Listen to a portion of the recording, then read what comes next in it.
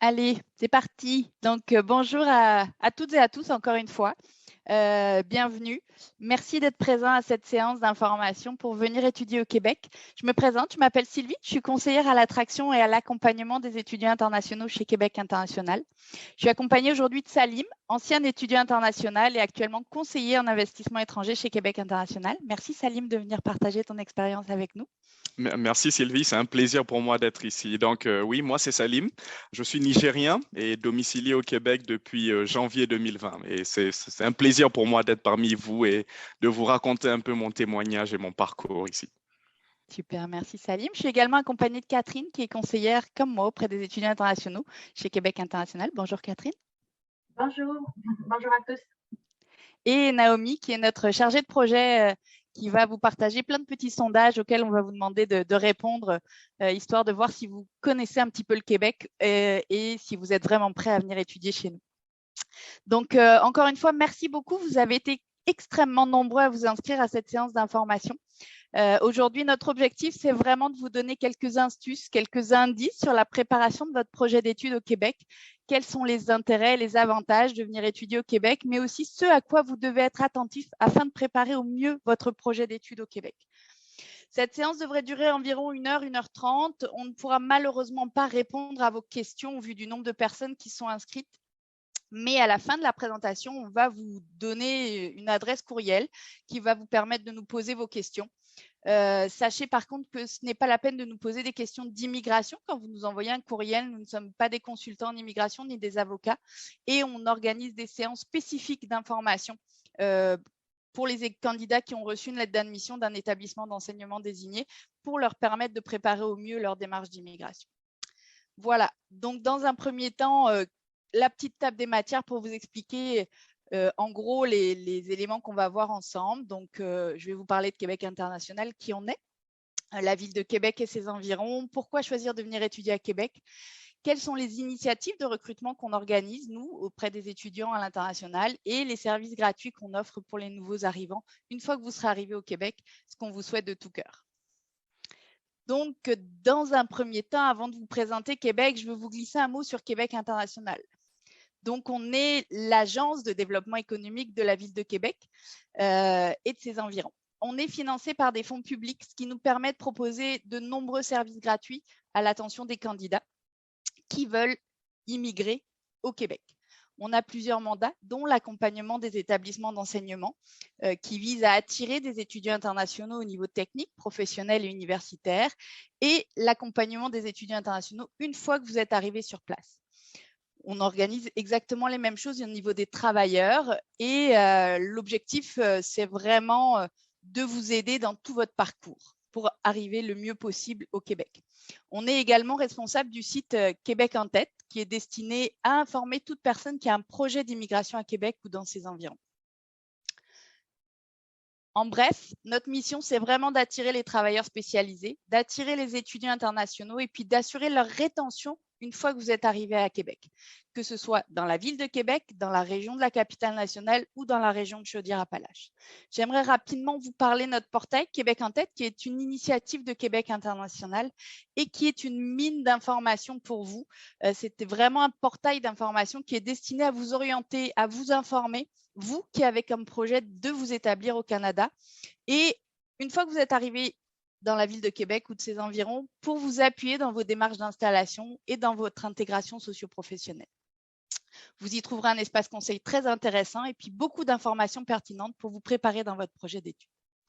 Voilà en quelques petits mots ce que je voulais vous dire sur Québec International et notre portail Québec en tête, qui sont des mines d'informations pour vous, donc n'hésitez pas à vous en servir. Maintenant, je vais vous parler de la ville de Québec et de ses environs. Et puis, pour démarrer, on va vous envoyer un petit sondage sur la population, sur le nombre d'habitants qui vit à Québec. Donc, je vous invite à répondre à ce petit sondage. Donc, vous voyez à combien s'élève la population de la province de Québec et quelle est la capitale du Québec. Donc, dans la capitale du Québec, vous avez Vancouver, Montréal, Toronto, Québec comme choix. Pour la population, vous avez des choix entre 0,5 millions ou 37,1 millions d'habitants.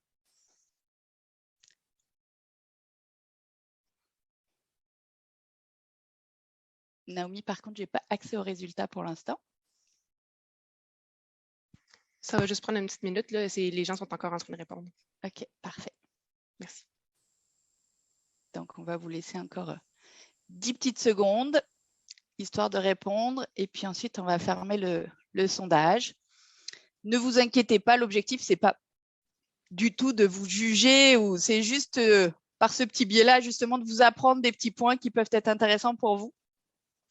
Et que ça vous tilte à un moment donné en vous disant « Ah oui, lors du webinaire avec Québec International, on m'avait posé cette question-là. » On vous promet, ce n'est pas un examen, OK? Non, exactement. Même si vous venez pour être étudiant, vous risquez d'avoir des examens ici. Je vais te laisser. Oui, parfait. Parfait. Donc,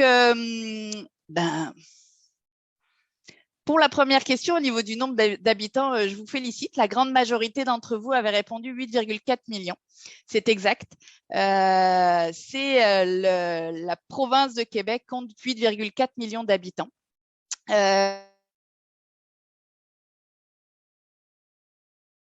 Et quant à la capitale du Québec, qui est la capitale de Québec, oui, Montréal est la grande ville, je vais dire, la plus importante, mais Québec est bien la capitale du Québec et nous en sommes fiers. Donc, pour votre information, voilà, pour certains, vous aurez appris quelque chose, une petite chose aujourd'hui.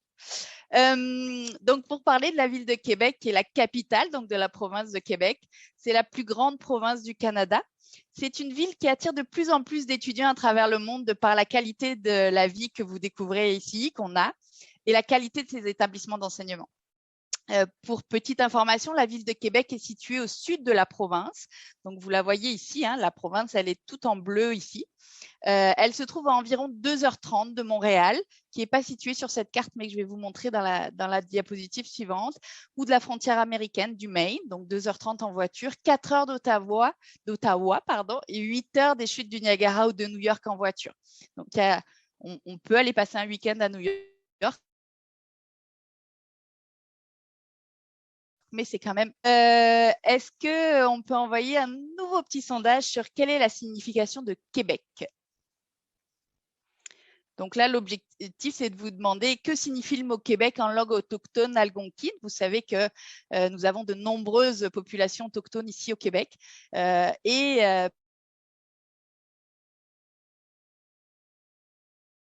mot Québec de vous poser cette question-là pour voir ce qui n'est pas évident. Hein, je vous confirme, je suis une immigrante ici au Québec et puis ce n'est pas la première chose qu'on apprend, mais je trouve qu'on trouvait que c'était un petit sujet intéressant à vous partager.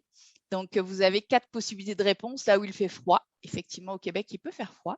Le village, là où se trouve le poisson, et puis passage étroit.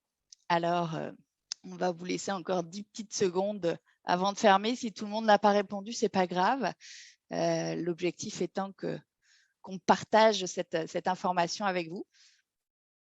Naomi, je vais te laisser fermer le sondage, s'il te plaît. Parfait, je ferme le sondage. Merci.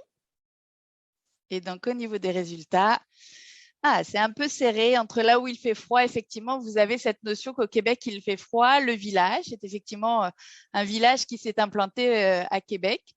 Mais le nom de Québec, qui vient du mot algonquin signifiant passage étroit ou détroit, désigne à l'origine en fait le rétrécissement du fleuve Saint-Laurent en face de l'actuelle ville de Québec.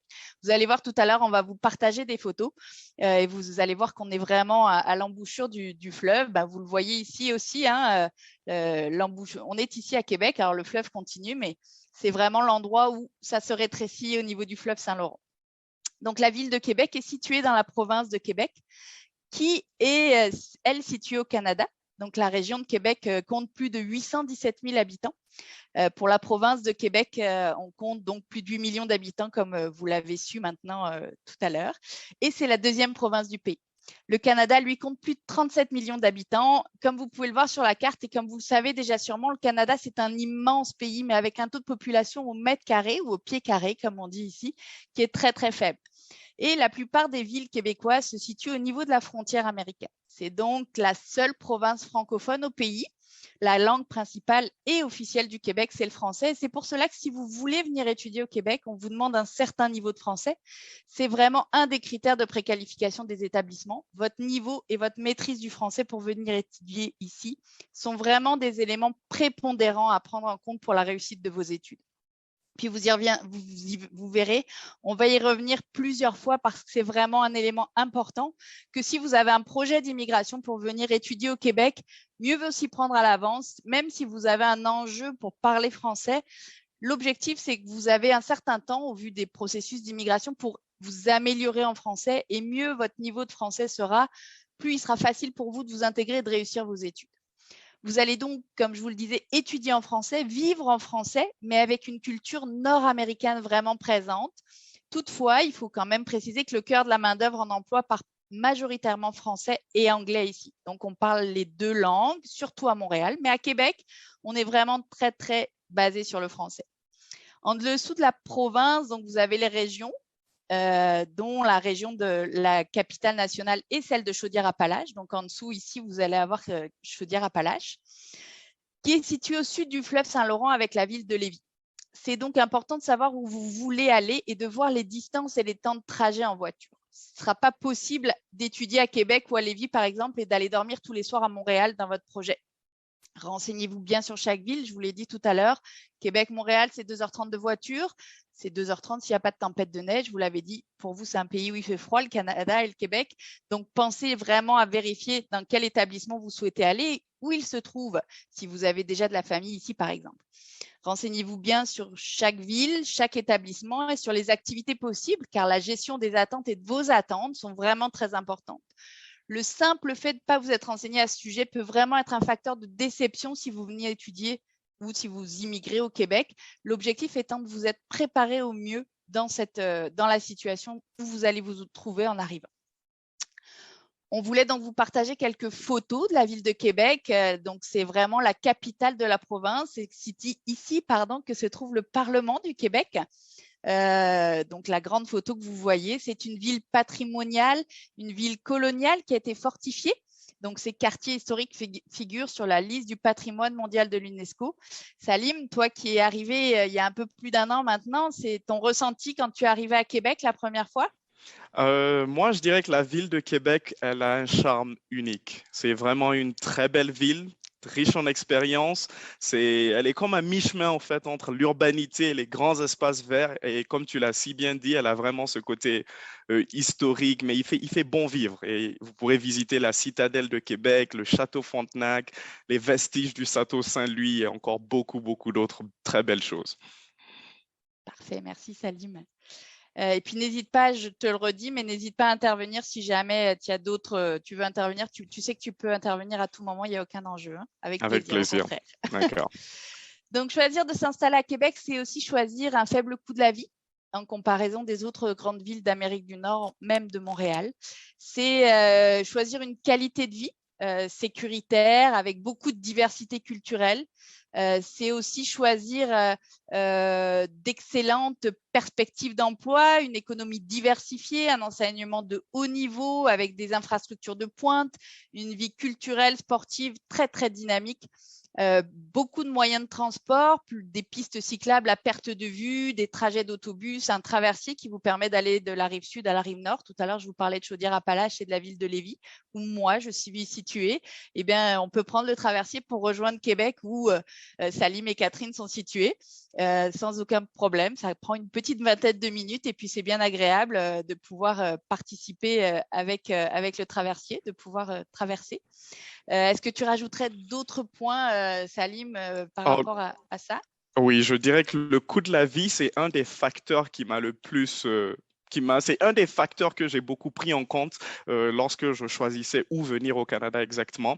Et vous avez beaucoup d'outils. Moi, je vous dirais aussi, utilisez tous les outils qui sont disponibles à vous. On vous a parlé de Québec en tête. Utilisez tous les sites Internet aussi. Je connais un qui s'appelle Nomad List, qui vous montre au fait les différentes villes du Canada et les différents aspects. Au fait, le coût de la vie, on vous montre au fait le prix moyen pour des appartements, quel est le coût pour la nourriture, pour faire vos achats et ainsi de suite. Moi, c'est la première première chose que je suis allé rechercher et j'étais très, très content puisque il y a une très belle qualité de vie et c'est vraiment abordable, au fait, ici. Exact, c'est vrai. Et puis, si on arrive à retrouver le lien vers le site internet, je ne l'ai pas noté moi, mais de Nomade, on pourrait le partager dans le chat pour les personnes qui sont présentes aujourd'hui. Absolument. Si ça vous va. Parfait, merci. Et puis Québec, c'est aussi un équilibre entre la vie urbaine et la nature. Vous voyez, la photo qu'on vous présente, c'est la pointe de Lévis que vous voyez ici. Ça, c'est la base ville de Québec avec les plaines Abraham. Donc, c'est vraiment la nature, plus de 750 espaces verts dans la ville de Québec et ses alentours. La superficie de la ville, c'est 455 km² pour une population d'environ 549 000 habitants. On a donc de l'espace pour ceux et celles qui désirent y vivre. Il n'y a vraiment aucun enjeu pour ça. La population de la ville de Lévis, on arrive aux 150 000 habitants. C'est vraiment un endroit extrêmement agréable à vivre parce que vous sortez de chez vous et puis à 10 minutes, vous avez des espaces verts, des endroits pour aller faire du vélo, des parcs gratuits. Puis on va en rediscuter après, mais s'il y a vraiment un point positif à retenir, c'est aussi ça, et c'est que vous êtes en sécurité. Et c'est une qualité de vie par rapport à ça qui est vraiment très, très intéressante et que moi, en tant que maman, j'apprécie énormément aussi. Oui, vas-y, Salim. Et moi aussi, en tant qu'ancien étudiant international, c'est aussi quelque chose qui m'a beaucoup plu. Il y a certaines villes, vous savez, il y a certaines villes au monde où vous partez et tout est vraiment gris, au fait. Il y a des buildings partout, vous ne voyez pas vraiment de verdure et ça peut des fois avoir un impact sur notre mental. Mais quand je suis venu vraiment ici à Québec, c'était vraiment le mix parfait des deux.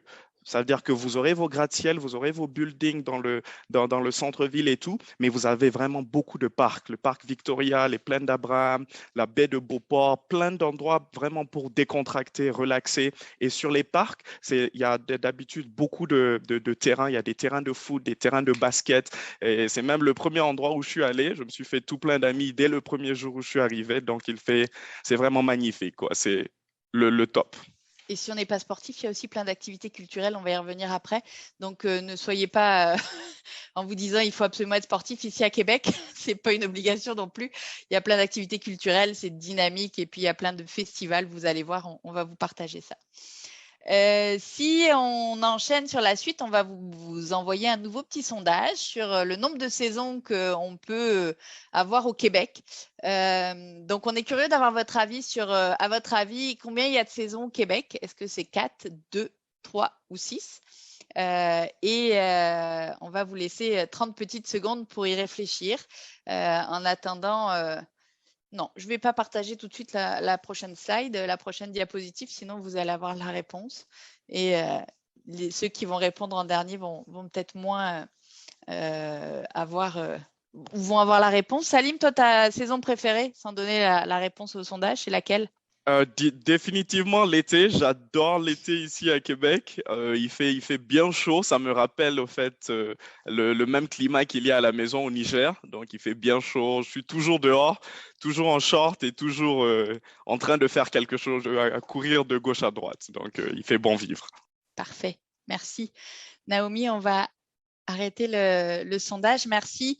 Moi, je dirais que ma saison préférée, c'est l'automne, avec les magnifiques couleurs qu'on va pouvoir vous montrer. Je vois que la plupart des gens ont bien répondu, la plupart de vous. Effectivement, il y a bien 4 saisons au Québec qui sont très, très distinctes. L'automne, vous voyez les magnifiques couleurs avec tous les érables qui sont rouges. Vous avez l'hiver, bien entendu, avec toutes les patinoires accessibles, les pistes de ski qui sont à 20 minutes de la ville de Québec ou le ski de fond à 5 minutes ou 10 minutes en fonction d'où vous vivez. L'été et puis le printemps où on a toutes les tulipes qui sortent en fonction des parcs et l'été où les gens vivent dehors. C'est vrai qu'il y a vraiment une très, très belle qualité de vie ici. Et puis, c'est vrai qu'il y a plein d'activités possibles, quelle que soit la saison de l'année. Mais j'irai vers toi, Salim, en te posant une nouvelle question. Qu'as-tu pensé de ton premier hiver ici? Parce qu'on l'a vu, les gens qui sont présents aujourd'hui ont dit la ville où il fait froid. pour imaginer que c'était la définition de Québec. Qu'est-ce que tu as ressenti, toi, pour ton premier hiver passé ici et ton deuxième qui est arrivé cette année? Je crois que ça va être une des informations les plus pertinentes et utiles que j'aurai à vous donner. Préparez-vous bien car il peut faire très froid pendant l'hiver. J'étais vraiment pas prêt. Lorsque je suis arrivé, j'avais juste une petite jaquette, un petit hoodie. Je me disais que ça devrait aller. Il peut pas faire aussi froid que ça. Oh, je m'étais bien trompé en tout cas. Et ça m'a vraiment choqué. Donc, c'était vraiment un des premiers chocs culturels que j'ai eu. Même les mains, la sensation que ça fait lorsque tu es dehors et qu'il fait -20, vous voulez vraiment bien vous couvrir. On emmenait beaucoup de couches et avec le temps, vous serez aussi préparé que moi et vous achèterez des gants électriques, des gants chauffants et tout. Là, je suis au top maintenant en ce moment. Et puis, il faut dire que tout est fait aussi pour que ça marche. Donc, j'avoue que moi qui viens du sud de la France, où dès qu'il y a 1 millimètre de neige, toute la circulation est bloquée. Ici, il n'y a aucun enjeu de circulation, même si vous avez… Alors oui, s'il y a une énorme tempête de neige, ça va être bloqué une nuit. Mais tout est fait pour que les gens puissent continuer à travailler, pour que les gens puissent continuer à vivre, même s'il y a de la neige, même s'il y a 2, voire 3 mètres de neige des fois dans les rues. Mais ça a son charme aussi. C'est magnifique de voir la neige tomber, c'est du bonheur de voir les enfants s'amuser dans la neige, de pouvoir aller faire de la luge, de pouvoir aller faire des raquettes, de pouvoir aller profiter parce que même si des fois il neige, quand il neige, il fait pas très froid, donc il faut en profiter. Mais quand il neige et qu'il y a du soleil, c'est aussi un très très beau, un très très bel environnement. Donc, chaque saison, comme je vous disais, vraiment, il y a des pistes cyclables, donc vous pouvez aller faire du vélo, il y a des randonnées, il y a du canoë-kayak de possible, il y a vraiment plein de choses, même au niveau culturel, vous allez avoir des festivals, vous allez avoir du cinéma de plein air, vous allez avoir des endroits où vous allez pouvoir aller boire un coup, vous allez pouvoir aller rencontrer vos amis dans des parcs. Donc, tout est très proche ici à Québec et si vous aimez, alors c'est sûr que si vous aimez les grandes villes avec beaucoup de buildings, c'est moins peut-être votre destination de premier choix, mais vous avez quand même, comme le disait Salim, cette possibilité-là. Et vous êtes à proximité de tout. Donc ça, c'est vraiment très, très agréable de pouvoir… Et moi, ce qui m'a marqué, tu vois, la première fois où je suis arrivée ici, parce que ça fait 3 ans que je vis au Québec avec mes enfants, ce qui m'a marqué, c'est la gratuité. C'est-à-dire que tous les parcs sont ouverts. Tous les parcs pour faire une activité sportive, le terrain de foot dont tu parlais, on peut y accéder. Moi, en France, c'est impossible d'accéder à des complexes sportifs. Donc ça, c'était exceptionnel. Mes enfants, ils avaient juste à prendre leur ballon, à aller dehors et puis on savait qu'ils étaient en sécurité parce qu'il n'y a pas d'enjeu de sécurité. Donc, c'était vraiment quelque chose de magnifique pour moi en tant que maman et pour eux pour pouvoir s'amuser.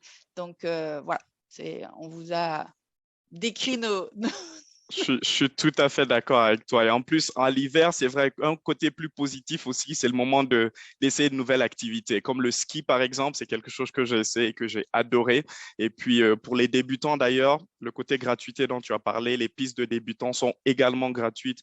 Donc, vous allez trouver vraiment toute une panoplie d'activités à essayer, de nouvelles passions à découvrir. Tout à fait. Merci beaucoup, Salim.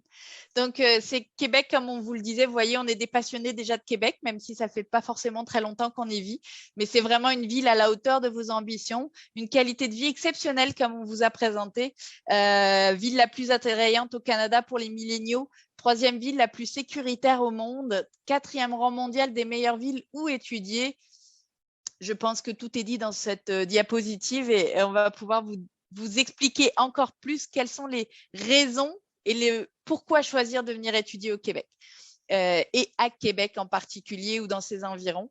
On va vous présenter un nouveau petit sondage sur le niveau d'études parce que le Québec a cette particularité d'avoir un niveau d'études qui n'existe pas forcément dans d'autres pays du monde.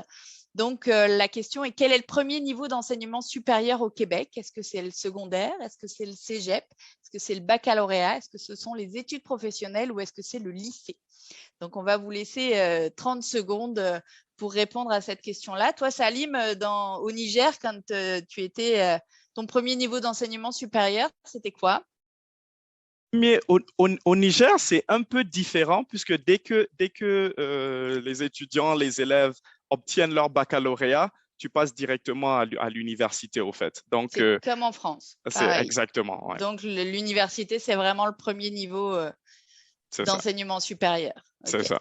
Il y a évidemment certains établissements plus professionnels, mais vraiment du côté académique et tout, c'est vraiment baccalauréat, université. Super, parfait. Nous aussi. Mais au Québec, c'est différent et c'est ce qu'on va vous présenter. Naomi, on va arrêter le sondage, s'il te plaît, et puis on va voir quelles sont les réponses de nos participants. Alors, le cégep, eh ben bravo. Franchement, tout le monde ne connaît pas le cégep, donc ça veut dire que vous êtes déjà un petit peu renseigné. Le baccalauréat ici, on va vous le présenter, c'est le premier niveau d'études universitaires. Le premier cycle universitaire s'appelle le baccalauréat, alors que dans beaucoup de pays d'Afrique, le baccalauréat, c'est le diplôme de fin d'études secondaires ou de lycée en tout cas. Donc oui, le cégep. Donc on va vous en parler un tout petit peu plus précisément dans un second temps. Ici, on vous présente un tableau comparatif des études, ou en tout cas vous expliquer qu'au Québec, la formation obligatoire, elle est composée de 11 années d'études. Donc comme vous pouvez le voir, il y a 6 années de primaire, 5 années au niveau secondaire. Et une fois que vous avez fini vos 5 années au niveau secondaire, vous avez votre diplôme d'études secondaires qui vous donne accès à l'enseignement supérieur. Et les étudiants québécois, ils peuvent choisir, une fois diplômés donc du secondaire, de cette école secondaire, de passer soit au cégep, qui est l'acronyme de Collège d'enseignement général et professionnel, ou d'aller dans un collège. Le cégep, c'est public, le collège, c'est privé. C'est là qu'est dispensé le premier niveau de l'enseignement supérieur, comme je vous disais. Et on va donc vous parler des différents programmes offerts dans les cégeps, que ce soit le DEC préuniversitaire ou le DEC technique par la suite. Le DEC, c'est le diplôme d'études collégiales. Il faut savoir qu'ici au Québec, il y a beaucoup d'acronymes. Et puis, je n'ai pas rajouté trop de beaucoup. Je vous promets qu'il y en a beaucoup. Et donc, c'est quelque chose qu'on va vous présenter. Donc, une fois que vous avez terminé votre secondaire, vous allez passer au collégial. Donc, soit cégep, soit collège privé, pour avoir soit un diplôme de 2 ans, soit de 3 ans. Et si vous faites un diplôme de 2 ou 3 ans, vous pouvez ensuite aller à l'université. Donc, c'est vraiment différent. Ce cégep et ce collège-là, qui est entre le secondaire, qui est la formation obligatoire, et l'université, c'est vraiment quelque chose qui n'existe pas dans d'autres pays. Vous avez sur le lien que ma collègue Catherine va vous partager la présentation de différents systèmes scolaires comparés au système scolaire québécois pour vous situer un petit peu et voir où se situe votre pays. Salim, toi, tu as dit tout à l'heure que tu étais arrivé en 2020. Tu es arrivé pour étudier ici. Et à quel niveau d'études tu es arrivé, dis-moi? Moi, je suis arrivé en 2020, donc je suis allé à l'Université Laval. J'ai gradué de l'Université Laval. J'ai fait une maîtrise en études internationales, développement international.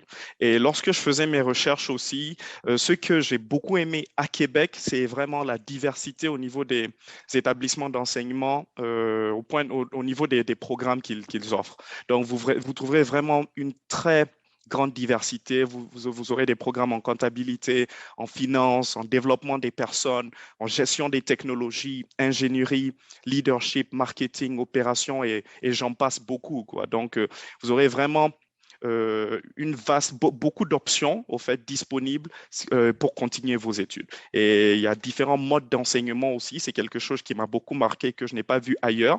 Vous avez des classes qui sont données en présentiel, vous avez d'autres qui sont données en ligne et vous avez aussi des formats en comodal. Ça veut dire c'est comme un mix des deux, là où certains cours seront dispensés en classe et pour d'autres, ce sera plutôt des travaux en équipe, là où vous devez trouver vos collaborateurs, vos partenaires de classe, ainsi de suite. Super. Merci Salim. Si on enchaîne sur l'éducation au Québec et quels sont ses points forts, nous avons effectivement un excellent système d'éducation avec un réseau public et privé, plus de 183 établissements d'enseignement, tous cycles confondus, avec 25 ici au niveau de la capitale nationale Chaudière-Appalaches, 25 centres de formation professionnelle, donc qui vont vous emmener vers une formation professionnelle qu'on va vous expliquer un peu plus en détail par la suite, 15 établissements de niveau collégial et 6 universités. On peut vous dire que les frais de scolarité universitaire sont parmi les plus bas en Amérique du Nord. Je pense qu'un certain nombre d'entre vous ont entendu l'annonce du gouvernement de frais de scolarité réduits pour les étudiants étrangers qui vont étudier en français dans les régions à partir de l'automne 2023. Sachez qu'on n'a aucune information supplémentaire par rapport à vous, c'est-à-dire qu'on ne sait pas comment cela va s'opérer.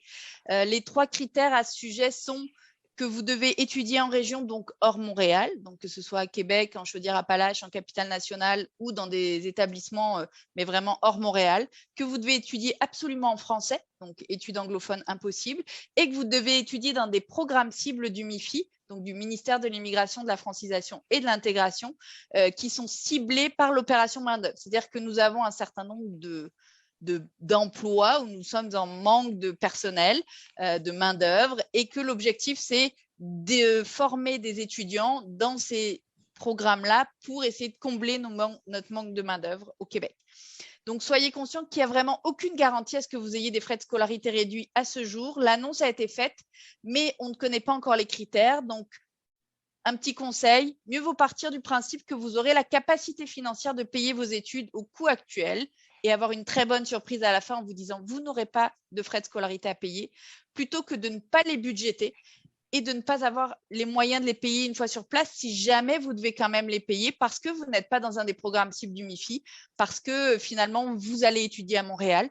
Donc, comme peut-être certains d'entre vous le savent, vous avez une capacité financière à prouver quand vous faites vos démarches d'immigration.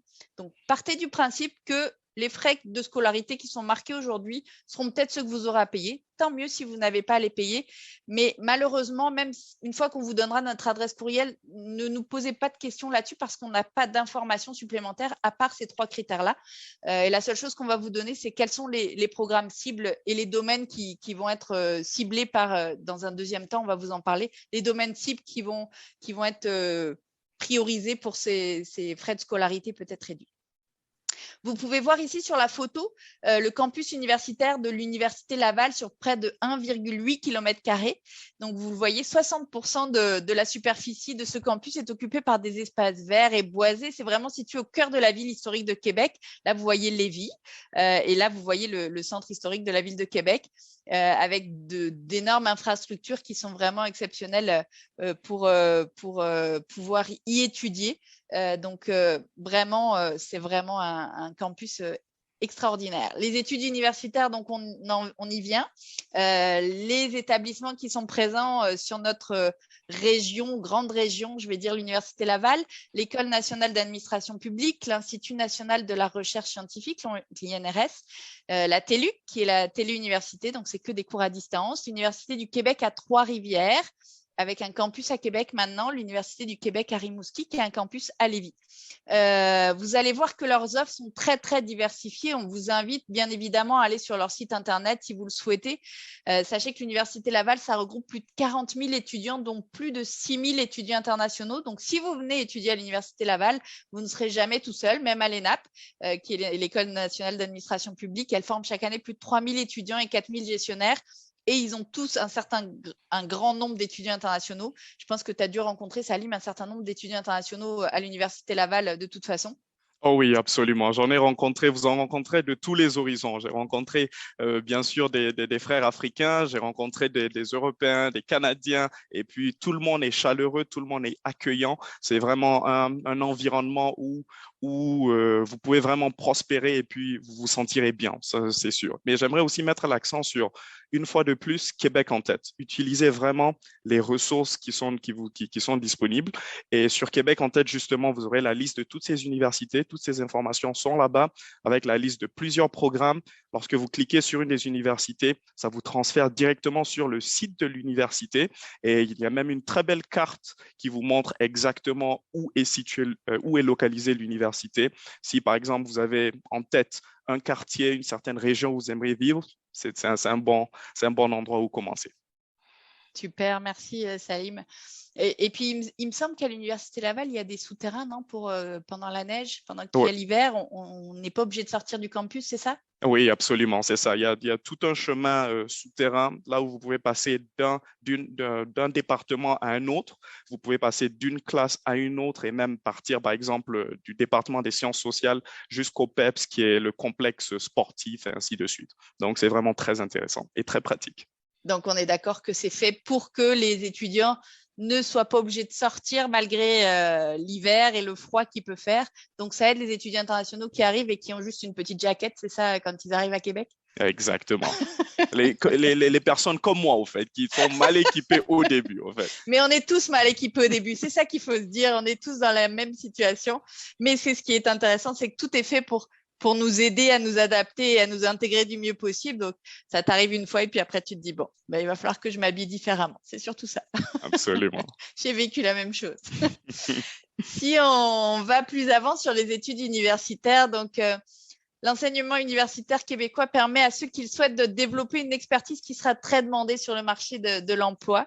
Ça offre donc des études supérieures universitaires en français. On vous le rappelle, on en a parlé tout à l'heure et puis je vous le redis, c'est vraiment important d'avoir un niveau de français qui est adéquat pour pouvoir comprendre que parce qu'il y a une chose dont on n'a pas parlé, mais moi j'ai mon accent français. Salim, il a un accent, je sais pas, tu as un accent? Je ne sais pas. Vous nous direz si j'ai un accent ou pas. J'ai un accent nigérien, exactement. Ouais, mais ici, il y a un accent québécois quand même. Et puis, on peut le dire, des fois, on a du mal à les comprendre, que ce soit toi, que ce soit moi. Et puis, donc, c'est important déjà d'avoir une base de français pour s'habituer aussi à l'accent. Si moi, je vais dans d'autres régions en France, des fois, j'ai du mal à comprendre dans d'autres régions en France. C'est pas du tout quelque chose que je juge, c'est juste vous prévenir, attention, soyez attentif au fait que effectivement vous pouvez avoir un accent différent en fonction de la région dans laquelle vous allez habiter et que l'accent québécois, bah, des fois on peut avoir des différences de langage, on peut avoir une manière différente d'appeler quelque chose et bah, il va falloir aussi s'adapter à ça et aussi s'intégrer. Donc quand on vient pour étudier, eh ben, c'est un enjeu supplémentaire et il ne faut pas avoir peur de poser des questions, d'aller voir les professeurs en leur disant j'ai pas compris de quoi vous parlez parce que certaines choses ne s'appellent pas de la même manière que dans votre pays d'origine. Absolument. Donc, et peut-être une dernière chose aussi, rappelez-vous aussi, l'accent, c'est un signe d'intelligence aussi. Donc, n'ayez pas peur aussi de montrer le vôtre, c'est tout à fait correct. Le québécois, l'accent québécois aussi au début, peut-être ça va vous prendre 1 ou 2 petites semaines pour vous habituer. Vous verrez des tournures de phrases un peu différentes, mais je vous promets qu'avec le temps, ça passe bien. Vous allez utiliser certaines belles expressions d'ici aussi, et puis vous allez très bien vous adapter. Exactement, on s'adapte. Donc, par rapport à cet enseignement universitaire, et puis là, j'attends vraiment ton feedback aussi, Salim, parce que ça repose vraiment sur une pédagogie nord-américaine. Donc, ça privilégie la disponibilité du corps enseignant, l'interactivité, l'esprit critique. Petit point, l'Université Laval, c'est la première université francophone d'Amérique du Nord, donc avec un passé quand même intéressant. Je pense que ça, c'est vraiment un point très important pour vous à prendre en compte, c'est cette disponibilité des enseignants, c'est cette mise en pratique qu'on vous demande, c'est cette interactivité qu'on va vous proposer, que ce soit avec l'enseignant, ne jamais avoir peur d'aller voir un professeur. Puis moi, mes enfants étaient plus jeunes, mais même au secondaire, ils n'allaient jamais voir un professeur. On venait de France et puis tout était plutôt cloisonné. Là, les professeurs allaient les voir et leur disaient « mais venez me poser des questions ». Puis ils n'osaient pas, mes enfants.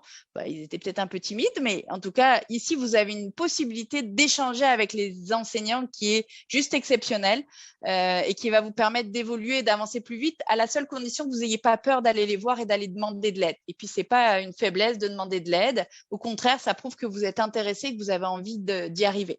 Est-ce que tu veux réagir là-dessus, Salim ? Ah oui, je pourrais juste ajouter peut-être que deux mots qui me viennent à l'esprit lorsque je pense au cadre universitaire ici, c'est vraiment flexibilité et versatilité. Je vous ai déjà parlé des différents modes d'enseignement et il y a aussi différents, vous serez au fait évalué de différentes manières. Ce ne sera pas juste la manière classique qui est examen sur papier. Non, il y aura beaucoup de travaux de groupe aussi. Vous aurez des présentations à faire. On va voir votre manière de vous exprimer, de présenter vos idées.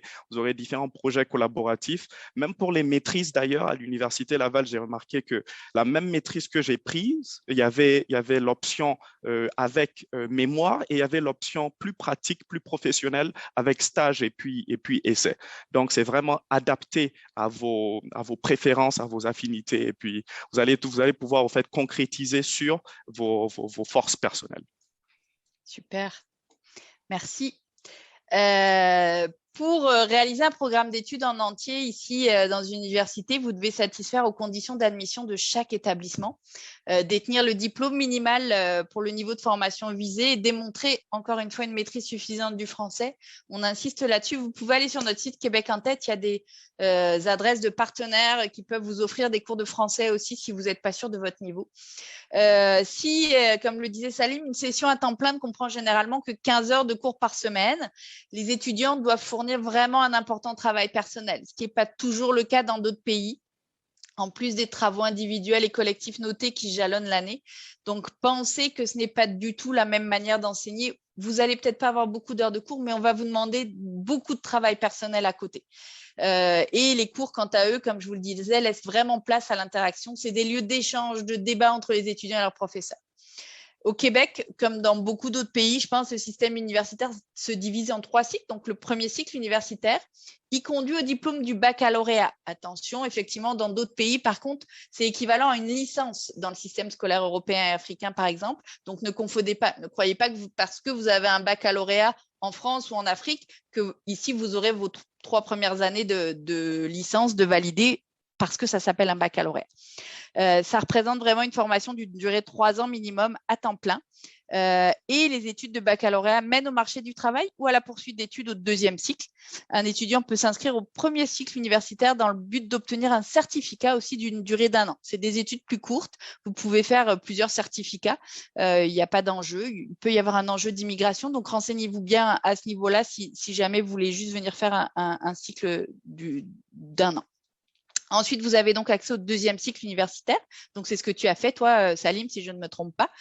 Oui, c'est correct. Qui correspondent à une spécialisation donc, dans un champ d'études ou une initiation à de la recherche dans une ou plusieurs disciplines. Il en existe 3 types, donc le programme de maîtrise professionnelle, dite maîtrise sans mémoire, le programme de maîtrise de recherche, maîtrise avec mémoire, ou alors le programme de diplôme d'études supérieures spécialisées, le DESS. La maîtrise, normalement, c'est sur 2 ans à temps plein, et puis le DESS dure 1 an. Et puis enfin, si vraiment vous voulez continuer vos études, vous avez accès à un 3e cycle qui exige l'obtention préalable d'une maîtrise avec mémoire et qui conduira au diplôme du doctorat. C'est une formation d'une durée minimale de 3 ans à temps plein. Il initie vraiment à la recherche scientifique et il vous prépare une carrière de chercheur. L'obtention de ce diplôme nécessite notamment la rédaction et la soutenance d'une thèse. Donc, c'est vraiment, les 3 cycles sont présents, les 3 cycles sont possibles. Il faut savoir aussi qu'à l'université, l'année se divise en 3 sessions. La session d'automne qui est de septembre à décembre, la session d'hiver qui est de janvier à avril et pour ceux qui le souhaiteraient, une session d'été de mai à août. Donc, vous avez je rappelle encore une fois que les frais de scolarité sont les moins chers que vous pourrez trouver en Amérique du Nord. Si vous venez dans une université ici, capitale nationale, Chaudière-Appalaches ou aux alentours, vous avez énormément de services mis à disposition des étudiants internationaux, que ce soit des résidences étudiantes que vous allez pouvoir trouver, des infrastructures sportives, des transports en commun à même le campus ou pour aller rejoindre bien entendu le centre de la ville, un centre de documentation, des services de placement pour vous aider à trouver des stages, pour vous aider à trouver un emploi. Le bureau de la vie étudiante. Je vous rappelle que au Québec, avec votre permis d'études, vous avez le droit de travailler la plupart du temps 20 heures par semaine pendant vos études et puis 40 heures à temps plein donc pendant vos vacances, ce qui vous permet quand même d'avoir un petit apport financier qui n'est pas négligeable de temps en temps. Pour vous citer quelques exemples de programmes qui sont dans les programmes cibles du MIFI, donc je rappelle MIFI, ministère de l'Immigration, de la Francisation et de l'Intégration. Vous avez le baccalauréat en enseignement dans différentes disciplines. Ça peut être en français, ça peut être le baccalauréat en enseignement en santé pour être professeur de sport, le baccalauréat en génie civil, en génie géologique, en aménagement et environnement forestier. Vous avez le baccalauréat en informatique, en criminologie, en psychoéducation, en travail social. Ce sont vraiment des domaines, que ce soit l'éducation, l'enseignement, la santé, le génie, les technologies de l'information. On a vraiment manque de main-d'œuvre. Donc, tous les programmes qui vont mener vers ces domaines d'activité vont être vraiment plébiscités au niveau du MIFI. Les périodes d'inscription, par contre, sont définies par chacune des universités. Renseignez-vous bien sur ces dates, car généralement, les inscriptions s'effectuent plusieurs mois à l'avance. Je vous rappelle que vous avez des démarches d'immigration à faire, donc ça veut dire un certain laps de temps entre le moment où vous allez être admis par votre établissement et le moment où vous allez pouvoir arriver ici sur place. Donc, pensez à prendre suffisamment de temps pour commencer vos démarches, et puis je vais vous informer après d'un abonnement et puis d'un cycle de recrutement qu'on va démarrer très rapidement au mois de septembre pour postuler, pour vous inscrire pour l'année 2023 donc auprès des établissements. Est-ce que tu veux rajouter quelque chose sur ce point-là par rapport aux évaluations au travail de groupe, à ton expérience, toi, au niveau de ta vie étudiante ici? Est-ce que tu as trouvé une résidence étudiante, Salim? Est-ce que tu as trouvé un appartement en colocation? Comment tu as un peu géré ton arrivée ici au Québec? Moi, j'ai trouvé un appartement. J'habite tout seul et puis même à mon arrivée, j'habitais tout seul. Mais j'avais vraiment différentes options. Je pouvais habiter au campus aussi. Et puis, comme je dis, c'est vraiment utiliser les outils pour voir les différentes options qui s'offrent à vous et puis prendre ce qui vous convient le mieux. Mais que vous cherchiez une chambre sur le campus ou un appartement tout seul ou en colocation, vous trouverez vraiment toutes les places disponibles. Et puis, je suis sûr que vous n'aurez aucun problème de ce côté-là. Et puis, c'est pareil, n'hésitez pas à aller vous inscrire au bureau de la vie étudiante quand vous arrivez dans un établissement, quel qu'il soit, auprès de votre conseiller aux étudiants, parce qu'ils sont plein de bonnes ressources, puis ils vont pouvoir vous aider effectivement. Comment ça s'est passé, toi, ton intégration au niveau de la bouffe, comme on dit ici? Est-ce que ça a été facile? Est-ce que tu as eu des enjeux par rapport à ça? Ça s'est vraiment très bien passé. Côté nourriture, ça s'est vraiment très bien passé puisque une des premières choses que j'ai fait lorsque je suis arrivé ici, c'était de Google restaurant africain à Québec.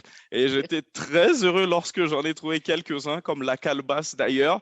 Vous testerez ce restaurant-là et vous m'en direz des nouvelles. Mais en tout cas, de ce côté-là, ça a été une très belle transition vu que j'avais toujours accès à mes plats d'Afrique, le thieboudienne, le yassa, le mafé. Donc, vous ne serez pas déçus de ce côté-là. Parfait. Pour ceux qui viennent d'Afrique, pour ceux qui viennent de France, il y a aussi des restaurants français, vous inquiétez pas, tout va bien. Oh, absolument. Il y a vraiment une belle diversité culturelle ici au Québec, donc c'est vrai qu'on n'est jamais trop perdu par rapport à nos anciennes, à nos origines et par rapport à notre vécu qu'on a pu avoir par avant. Oh, absolument. Les amoureux de nourriture comme moi, croyez-moi, venez, c'est le bon endroit pour vous ici. On va passer aux études collégiales. Donc, on vous a demandé tout à l'heure le cégep. Donc, les cégeps, c'est vraiment ce qui définit le Québec. C'est vraiment une particularité du Québec qui offre donc des études supérieures techniques ou préuniversitaires. C'est vraiment le premier niveau d'enseignement supérieur. Donc ici au Québec, vous allez trouver 15 collèges qui proposent plus de 125 programmes de formation dans différents domaines. Donc pour vous citer que ceux qui sont vraiment ciblés par le MIFI, mais il y en a plein d'autres, l'éducation, l'enseignement, la santé, le génie, les technologies de l'information, mais n'hésitez pas à aller faire des recherches, effectivement, même sur le site Québec en tête, vous allez en trouver. L'intérêt de rentrer dans un cégep ou dans un collège, c'est que vous allez pouvoir avoir accès au diplôme d'études collégiales, donc le DEC, comme ça s'appelle ici, qui est le premier niveau d'enseignement supérieur. C'est un diplôme d'État. Il y a deux types de diplômes. Le DEC, qui est un programme d'études techniques qui va se mener au marché du travail ou à l'université, qui se fait en 3 ans, avec souvent des stages pratiques, ou la formule alternance travail-études, c'est-à-dire que vous pouvez travailler pendant vos études avec une entreprise qui s'est engagée dès votre arrivée à vous embaucher. Ou alors le DEC, le programme préuniversitaire qui prépare au niveau universitaire. C'est un programme de 2 ans et qui vous permet de vous préparer à l'université. Si vous n'avez pas les prérequis nécessaires, par exemple, pour être admis dans une université québécoise, les filières préuniversitaires sont demandées justement pour accéder à certains programmes. Et c'est vraiment l'excellence de votre dossier au niveau DEC qui est pris en considération.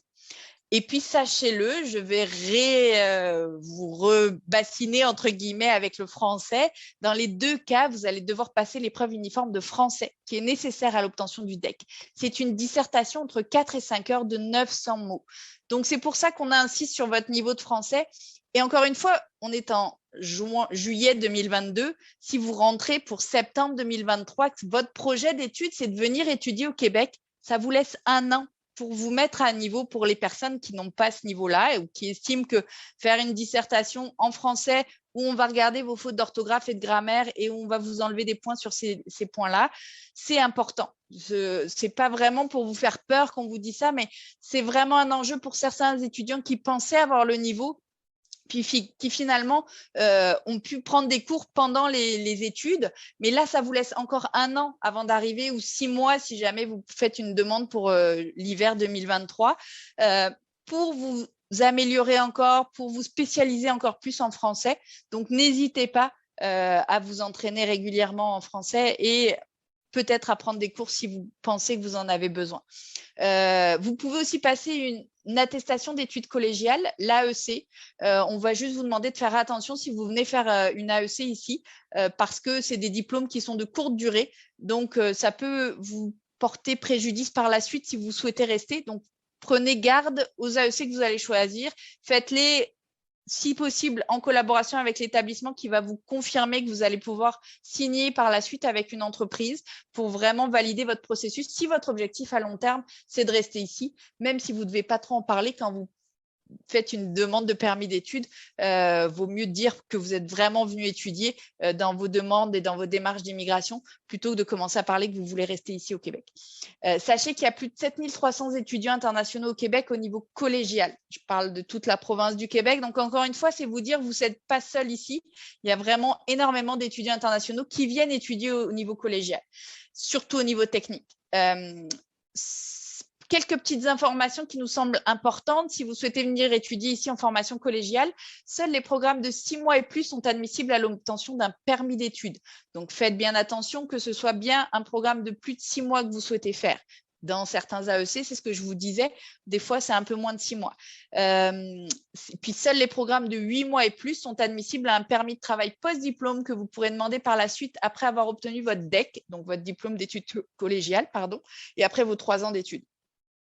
Au niveau des prérequis, c'est sûr que c'est un niveau de français minimum B2. On va vous mettre un lien pour que vous puissiez en savoir plus et valider vos niveaux.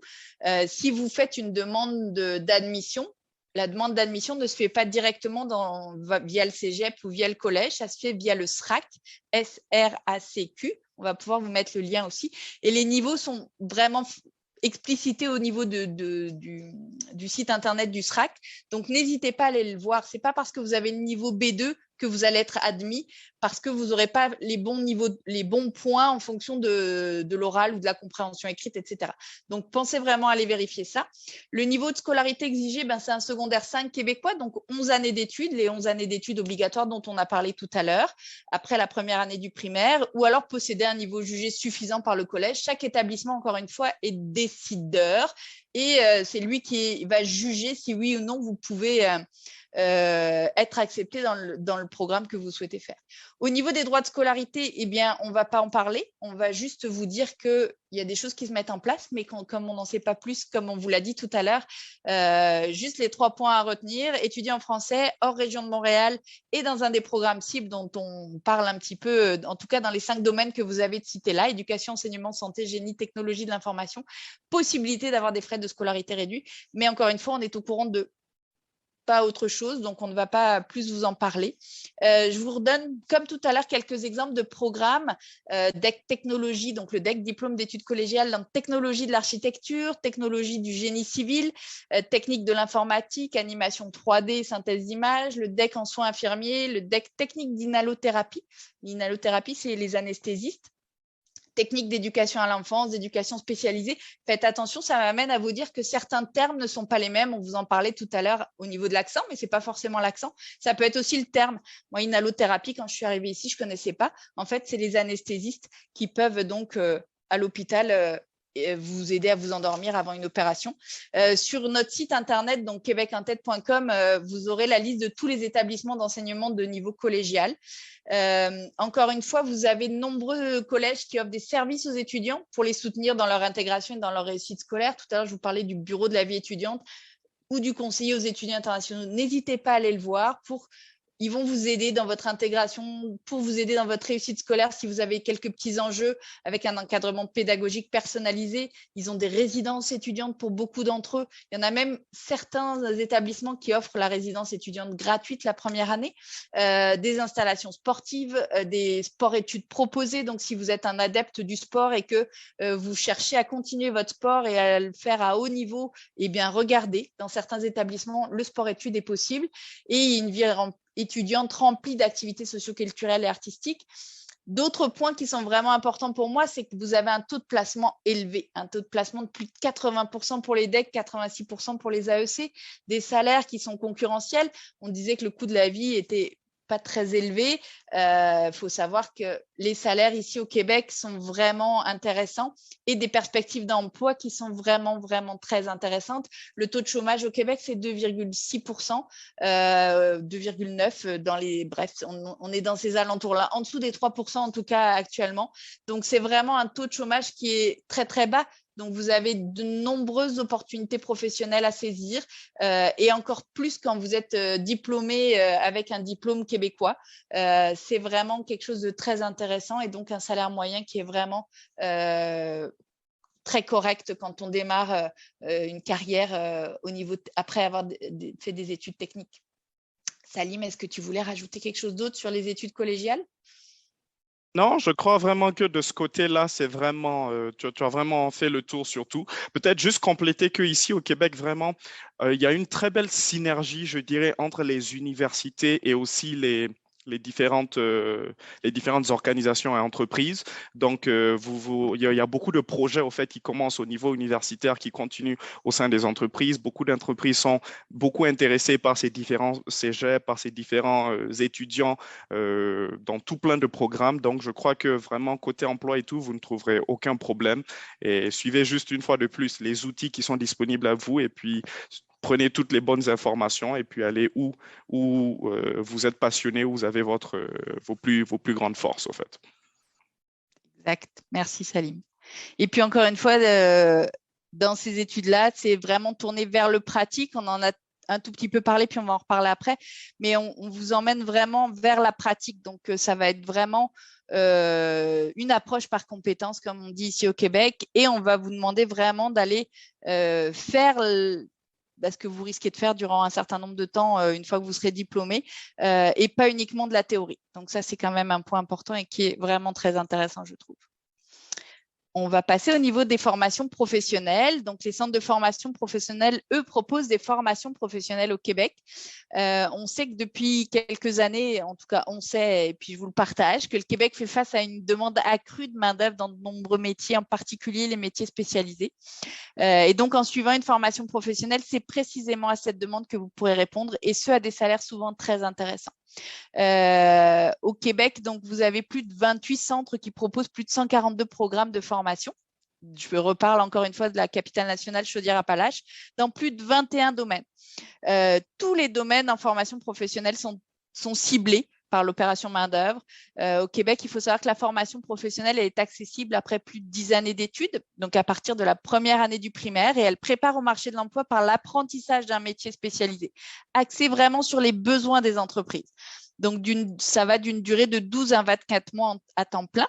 Et ces formations sont donc généralement offertes dans un centre de formation professionnelle, CFP comme on appelle, et elles vous mènent à un diplôme d'études professionnelles, à un DEP. Donc là, on est vraiment sur un autre diplôme qui est délivré par le ministère de l'Éducation et de l'Enseignement supérieur du Québec. Sachez que la qualité des formations, que ce soit au niveau universitaire, professionnel ou collégial, elle est reconnue mondialement. C'est une formation diplômante et qui est valorisée sur le marché du travail à chaque fois.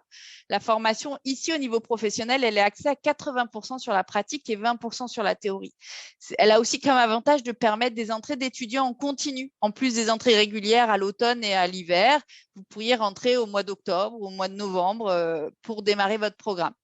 Sachez que seuls les programmes de 6 mois et plus sont admissibles, encore une fois, à l'obtention d'un permis d'études. C'est la même chose que ce que je vous ai dit tout à l'heure, mais je vous le répète.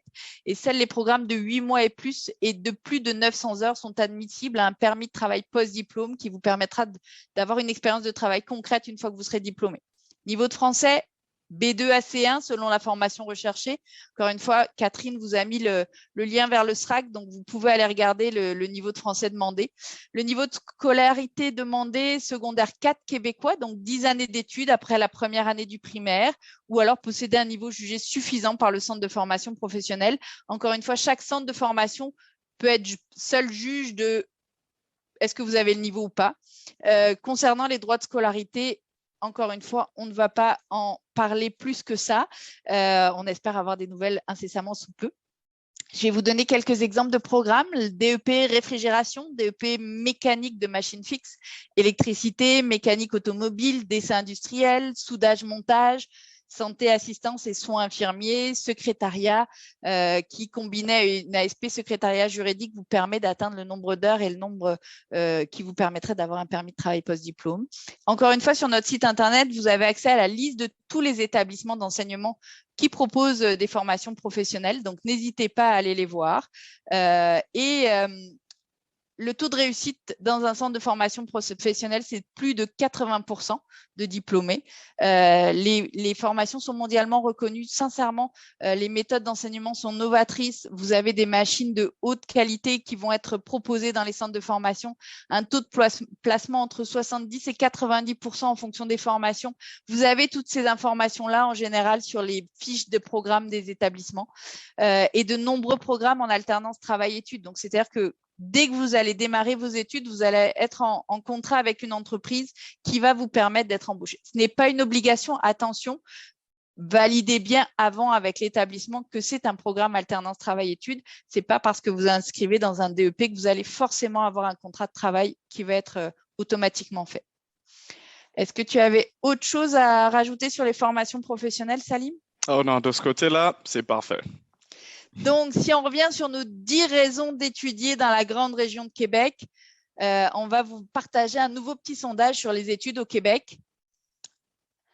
Qu'est-ce qui vous attire de la vie d'étudiant au Québec? Ça, c'est notre curiosité à nous. Est-ce que c'est la qualité de l'enseignement? Est-ce que ça va être la réputation des établissements d'enseignement? Est-ce que ça va être la sécurité dont on vous a parlé tout à l'heure, le fait que la vie soit très sécuritaire ici au Québec? Est-ce que c'est la qualité de vie dont on vous parle? Est-ce que c'est le fait que ce soit en français que vous allez faire des études? Est-ce que c'est les opportunités de carrière dont on vous parle après? Est-ce que c'est l'opportunité d'immigrer de façon permanente, même si c'est un long chemin et on préfère vous prévenir avant que ça peut être un long chemin? Est-ce que c'est la vie étudiante? Est-ce que c'est les ententes de mobilité qui peuvent exister entre votre établissement d'enseignement actuel et puis un établissement ici au Québec? Voilà. Toi, qu'est-ce qui t'a attiré le plus, Salim? Mon micro. Moi, personnellement, c'est vraiment le tout. C'est la combinaison du tout. Trouver un endroit vraiment où il fait bon vivre, qui est sécuritaire. C'est un des premiers endroits où j'ai passé la nuit dans mon appartement sans fermer la porte à clé. Et j'ai habité dans quelques villes, que ce soit au Niger, au Kenya. Je suis allé aux États-Unis les 4 dernières années. Je les ai passées en Floride d'ailleurs. Mais partout, dans tous ces différents pays, je fermais toujours toutes mes portes à clé. C'est vraiment le premier endroit où je suis venu. Mes amis m'ont dit, mais ici, écoute, tu n'as même pas besoin de vraiment fermer tes portes à clé, tu es tranquille, quoi. Donc, combiner tous ces facteurs-là, la qualité de vie, tu vois, votre pouvoir d'achat aussi, tout ce que vous pouvez réaliser aussi, vos opportunités futures et présentes, pour moi, c'était juste le jackpot, au fait. Je confirme que la sécurité et la qualité de vie, pour moi, ça a été un des critères. C'est sûr que les opportunités professionnelles, mais je ne suis pas venue en tant qu'étudiante ici, mais la qualité de vie pour mes enfants, la sécurité pour mes enfants et pour moi. C'est vrai qu'on ne ferme pas les voitures. C'est vrai que quand on va au restaurant, on peut poser notre cellulaire ou notre téléphone portable sur la table sans s'inquiéter de savoir si on va nous le voler dans les 30 secondes. Ce sont des sécurités et une charge mentale, je vais dire pour moi, maman, qui est vraiment juste exceptionnelle. Et puis, si je peux juste revenir sur la qualité de l'enseignement, je me souviendrai toujours de mon fils, moi, quand il est revenu de son premier cours de sciences, alors que je lui avais acheté une blouse de chimie en France quand il est rentré en 6e, qui a été accrochée dans son placard pendant 3 ans. Et quand on est arrivé ici, premier cours de sciences, il est revenu avec des yeux écarquillés, des étoiles plein les yeux en me disant « Maman, on a fait une expérience, il y a eu une explosion, c'était top, je me suis régalée. » Et là, je me suis dit, c'est gagné. C'était vraiment ce que j'attendais de l'enseignement ici, de me dire, OK, ils sont dans le pratique, ils peuvent faire des expériences, ils peuvent aller voir concrètement ce qui se passe et on leur apprend pas juste de la théorie, pardon. Et ça, je trouve ça génial pour des enfants. Donc, Naomi, on va arrêter le partage le sondage, s'il te plaît. Je pense qu'on a laissé suffisamment de temps aux gens pour répondre. Parfait, je vois qu'effectivement, il y a la qualité de l'enseignement qui ressort et puis je suis vraiment bien d'accord avec vous. Pour moi, c'est vraiment pour des gens qui veulent venir étudier, c'est un point vraiment positif et la qualité de vie et les opportunités de carrière, bien évidemment, sont en tête derrière. Je vous confirme que la plupart des étudiants internationaux, pour faire des sondages avec eux sur les étudiants qui sont déjà ici au Québec, c'est les 3 critères qui ressortent le plus régulièrement de leur part. Donc, merci d'avoir répondu à ce sondage. Là, on vous présente une vue du château Frontenac, qui est un des emblèmes de la ville de Québec. Donc, par rapport à quelles sont les raisons d'étudier, de venir étudier au Québec, on vous le rappelle, c'est 7000 étudiants internationaux de différentes nationalités, beaucoup de support pour les études et votre quotidien qui est offert, beaucoup d'activités organisées sur les campus, que ce soit les campus universitaires ou les campus des établissements collégiaux, pour l'intégration des étudiants internationaux. Et puis, j'avais oublié qu'on avait le sondage sur le taux de chômage, je vous l'ai dit tout à l'heure, mais on va voir si vous avez écouté. On a un petit sondage à vous partager sur le taux de chômage ici au Québec. Donc, on va voir dans quel intervalle se situe le taux de chômage dans la ville de Québec présentement. J'ai spoilé le sondage. Entre 0 et 3%, entre 3 et 6, entre 6 et 9 ou entre 9 et 12%. Donc là, on ne va pas rester longtemps parce que, comme dit, je vous ai mangé l'information tout à l'heure. Naomi, je te laisse juge de voir quand est-ce qu'on arrête le sondage. Parfait, ça monte encore un peu, puis je vais l'arrêter dans quelques secondes. Merci. Comme ça, on va voir. Toi, Salim, tu as trouvé du travail tout de suite? On dirait que oui, on dirait que oui. Mais raconte justement ton expérience, je trouve ça tellement… C'est ça le Québec, en fait. C'est exactement ce que tu as vécu. Au fait, c'était tellement, ça s'est passé de manière tellement naturelle et fluide que c'était incroyable, au fait. Donc, je faisais mon parcours de maîtrise et puis à la fin de mon parcours, je dois réaliser un stage. C'est un stage obligatoire dans le programme que j'ai choisi. Et puis, Québec International, c'était cette entreprise qui était toujours dans mes courriels, au fait, qui m'envoyait toujours des messages. Et voudrais-tu en apprendre plus sur comment étudier et vivre au Québec après tes études? Aimerais-tu en savoir plus sur comment faire tes papiers administratifs? Aimerais-tu en savoir plus sur A, B, C, D? Donc, à un moment, j'ai décidé de participer à toutes ces différentes activités qui m'ont toujours appris beaucoup, au fait, et qui m'ont toujours permis d'extraire toujours plus de valeur. Et puis, à un moment donné, il y avait plein de programmes, au fait, qu'il créait, dans lesquels on rencontrait différentes entreprises ici locales. Et puis moi, à un moment donné, j'étais comme, j'ai même pas besoin vraiment de voir d'autres entreprises. Moi, je sais que je veux travailler avec vous. Et puis, j'ai réalisé un stage. Donc, ils m'ont pris. J'ai réalisé un stage dans le département d'attraction et de rétention de talents ici à Québec International. Avant même la fin de mon stage, déjà pendant le stage, c'était une atmosphère de travail incroyable. Tous mes collègues sont absolument super. Vous voyez Sylvie, vous voyez Catherine et Naomi aussi, mais tout le monde est vraiment gentil, accueillant, aussi bien sur le plan social que professionnel, et ça te permet vraiment d'évoluer, de te sentir libre, de vraiment pouvoir prospérer. Et avant la fin de mon stage, j'ai obtenu une offre, un poste à temps plein, à temps permanent, et c'était exactement dans mes champs d'intérêt, mes critères, au fait, de programme et de continuation professionnelle, au fait. Donc, c'était parfait. Donc, félicitations, tu as réussi à trouver ton premier job tout de suite à la sortie de tes études et en plus dans ton domaine d'études. Donc, oui. C'est exactement ça, ce qu'on espère pour toutes les personnes qui viendront étudier à Québec. On va regarder le résultat du sondage, voir si vous avez bien écouté. Bon, ça va. Vous êtes 73% à avoir la bonne réponse, qui est entre 0 et 3%. Tu as vendu la mèche, Sylvie. Tu as vendu la mèche. J'ai spoilé. Donc, le taux de chômage, c'est bien 2,6% de taux de chômage dans la région métropolitaine de Québec. Donc, c'est le plus bas au Canada en 2021. On a actuellement 31 400 postes vacants en moyenne lors des 3 premiers trimestres en 2021.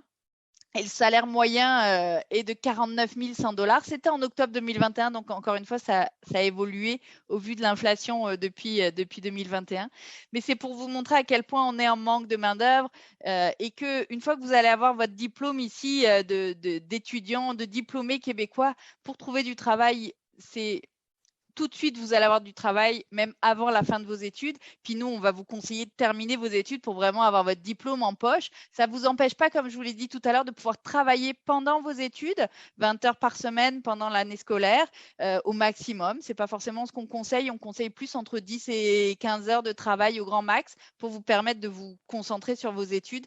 Mais il y a vraiment de quoi faire à la suite de votre diplôme pour trouver du travail et pour pouvoir rester ici et combler nos manques de main-d'œuvre qui sont vraiment importants. Ensuite, si on va sur la province de Québec, c'est la première région au Canada pour l'intégration des immigrants sur le marché du travail. Cela s'explique tout simplement par une croissance économique soutenue et une présence active de nombreux organismes en employabilité qui sont vraiment dédiés aux nouveaux arrivants. Donc, si jamais par les activités que nous pouvons organiser ou par le service de placement de vos établissements d'enseignement, vous n'arrivez pas à trouver un emploi ou un stage, vous avez de nombreux organismes qui peuvent vous aider sur place pour faire votre CV, pour faire votre lettre de motivation, pour vous mettre en relation avec des entreprises. Donc, vraiment, une très, très belle région pour s'intégrer pour les immigrants au niveau du marché du travail. Étudier à Québec, c'est, comme je vous l'ai déjà dit plusieurs fois, opter pour des infrastructures ultra modernes. Les universités font souvent des rénovations, achètent les meilleurs équipements dans le but d'être vraiment compétitives et donner les meilleurs outils d'apprentissage aux étudiants. Ce n'est pas que les universités, les centres de formation professionnelle aussi, les cégeps aussi. Vous verrez que souvent, vous allez tomber sur du matériel qui est vraiment de très haut niveau et ça, c'est vraiment agréable. Vous avez une culture dynamique. Tout à l'heure, on a parlé beaucoup de sport. C'est parce qu'avec Salim, on est tous les deux sportifs. Mais vous avez de nombreux festivals. Le Festival d'été de Québec commence. Nous, on va avoir accès avec Salim. Je sais qu'il y va aussi. Donc, on va avoir accès à des places et à assister à ce magnifique festival. J'avoue que depuis 3 ans, moi, que je suis arrivée, il y a eu 2 ans de pandémie, donc je n'ai pas encore pu assister. Mais je suis persuadée qu'on va vivre une expérience extraordinaire lors de ce festival. Vous avez le Carnaval de Québec. Tout à l'heure, on vous a montré une petite photo avec le bonhomme Carnaval, le festival d'été sur les plaines d'Abraham, plein de musées, de centres d'interprétation. Vous avez effectivement aussi les communautés autochtones que vous pouvez aller à leur rencontre. C'est vraiment une société multiculturelle avec plusieurs restaurants. Salim en parlait tout à l'heure, des épiceries ethniques à travers la ville. Donc, vous ne serez jamais trop loin de ce que vous avez pu connaître ou de ce que vous avez pu vivre à un moment donné. Et c'est vraiment une vie dynamique, une vie plaisante parce que vous avez toujours quelque chose à faire si vous le souhaitez. Mais si vous voulez rien faire, vous pouvez aussi ne rien faire, c'est pas un enjeu. Mais si vous avez envie de bouger, il y aura de quoi pour vous. C'est sûr et certain.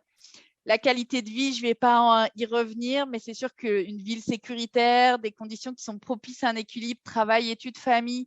Ici, vous pouvez voir la rue du Petit Champlain qui est reconnue comme une des 25 plus belles rues du monde, qui est vraiment agréable. Donc, c'est tellement agréable de pouvoir aller se balader dans le Vieux-Québec, de pouvoir prendre une crème glacée ou une crème molle, de pouvoir manger une tire de sirop d'érable, toutes ces petites choses qui font qu'on se sent bien au Québec et puis qu'on a envie d'y rester. On a parlé de l'hiver, bien entendu, à Québec, il faut se dire qu'on n'est pas là pour subir l'hiver, mais qu'il faut en profiter. Donc, aller dehors, aller découvrir ce que c'est de marcher en raquette, aller tester le ski de fond. Il y a des stations de ski alpin. Si vous aimez le ski alpin, allez-y. C'est une des choses que je pourrais partager avec vous. Mes enfants qui ont 14 et 17 ans, je les dépose à 20 minutes de ma maison sur une piste de ski alpin, sur une station de ski alpin. Et puis, à 14 ans et 17 ans, je les laisse tout seuls et puis ils se débrouillent. Ils sont capables d'être avec leurs copains, ce que je n'aurais jamais certainement fait en France, de les laisser tout seuls skier. Puis ils me rappellent 3 heures après en me disant « C'est bon maman, tu peux venir nous chercher ». Donc, vous avez plein d'autres activités comme les cabanes à sucre, la raquette. Il y a vraiment de très beaux coins à découvrir et à parcourir. Je vous avoue que la forêt en pleine de neige, avec le soleil au milieu en train de faire du ski de fond, ça vaut vraiment le détour et puis on a l'impression d'être ailleurs que seul au monde des fois. Donc ça, c'est vraiment agréable. Et il y a toujours de très belles rencontres à faire aussi. Il y a Oui, une des diapositives précédentes a parlé des infrastructures. Le PEPS, qui est un des meilleurs centres et complexes sportifs justement de la région de Québec. Je me rappelle, il y a une fois où les Toronto Raptors même étaient venus pour s'entraîner là-bas. C'est une équipe de basket très célèbre de la NBA. Donc pour les mordus de basket comme moi, imaginez, vous partez à la gym un matin, vous vous réveillez et puis vous voyez votre joueur de basket préféré des Raptors en train de s'entraîner à côté de vous. Donc, on a beaucoup de rencontres à faire aussi. exact. Et puis, il y a des rencontres comme ça exceptionnelles, mais il peut y avoir des rencontres dans la forêt qui peuvent être aussi exceptionnelles au milieu de nulle part, de croiser un loup, un chevreuil, un orignal. Ça marche Absolument. aussi. Absolument. On va vous repartager un petit sondage que Naomi va vous faire apparaître à l'écran pour savoir si vous connaissez le mets national par excellence du Québec et du Canada. Donc, on vous a mis plusieurs choix, la poutine, l'omelette québécoise, le pâté au fromage, le sauté d'orignal, on en parlait, et le pâté chinois. Et pour avoir goûté de l'orignal, je vous confirme que c'est très, très bon. Et puis ensuite, on voulait savoir si vous saviez pourquoi le Canada était surtout connu pour ses exportations de miel, de fromage, de sirop d'érable ou de tequila. On aurait pu mettre gin aussi en même temps sur le Canada pour ses exportations. Je ne sais pas ce que vous en pensez, mais on a oublié le gin. On le rajoutera pour le prochain, webinaire.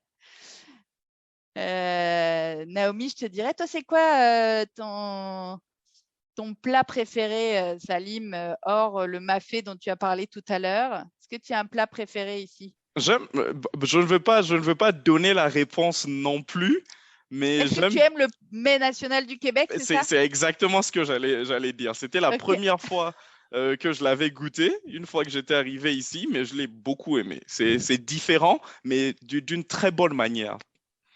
Parfait. Et tu aurais répondu quoi à la question sur les exportations? Tu aurais eu la bonne réponse ou tu aurais mis autre chose? Bon, on va essayer de ne pas tester trop les panélistes aussi, ok? On va laisser nos invités répondre. Je testais pour savoir si vraiment tu étais bien intégré. Je vais me défiler sur cette question. Je vais me défiler. Naomi, est-ce qu'on peut arrêter le sondage, s'il te plaît? Et nous partager les réponses. Ah, le mets national, certains d'entre vous, et puis pour la plupart, c'est l'omelette québécoise. Eh bien non, c'est la poutine. La poutine est un mélange de frites, fromage qui fait crunch crunch sous la dent et de sauce brune. Donc, à tester. C'est vrai qu'on en devient adepte au bout d'un certain moment. Je dois avouer qu'il nous a fallu nous, pas la première fois, mais maintenant on en est adepte aussi. Et le Canada est surtout connu pour ses exportations. Vous nous avez répondu de sirop d'érable, effectivement. On va vous confirmer que c'est le sirop d'érable pour lequel le Canada est surtout connu. Absolument. Et c'est exactement ce que j'allais répondre. Absolument. Je savais que tu aurais la bonne réponse, Salim. Puis c'est très intéressant à voir la manière dont le sirop d'érable est extrait des érables. C'est quelque chose que je vous conseille quand vous serez ici parce qu'il y a vraiment un intérêt aussi de voir comment c'est fait et comment ça se passe. Donc voilà.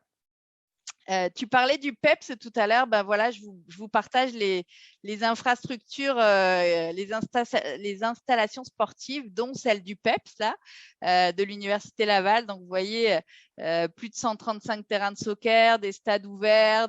Je vous en parlais tout à l'heure. Il y a des stades de baseball qui sont disponibles dans énormément d'endroits où vous avez accès gratuitement. Vous avez un ballon de basket, vous voulez aller jouer au basket, vous allez jouer au basket. Vous voulez taper dans un ballon de foot, le soccer comme ils appellent ça ici. Vous prenez votre ballon, vous allez taper. Vous allez dans un parc, vous voulez jouer au frisbee ultimate. Vous allez pouvoir vous intégrer avec d'autres personnes qui y jouent très certainement. Donc, il y a de nombreuses piscines, des gymnases, des patinoires à ciel ouvert l'hiver qui se montent un peu partout dans chaque quartier. Vous allez pouvoir les patiner gratuitement aussi si vous le souhaitez. Voilà. Donc après, on va vous partager un nouveau sondage sur la culture d'enseignement pour voir ce que vous en pensez aussi. Juste pour finaliser le pourquoi venir étudier au Québec. Donc, sur la culture d'enseignement québécoise, est-ce qu'il est commun pour les professeurs? Et puis, on en a parler un tout petit peu, de tenir une relation strictement professionnelle avec les étudiants, de tenir une relation amicale avec les étudiants, d'agir sur le même pied d'égalité que les étudiants dans un esprit collaboratif, ou de ne pas adresser la parole directement aux étudiants. Salim, je ne te demande pas ce que tu aurais répondu parce que sinon, on va donner la réponse à nos futurs étudiants.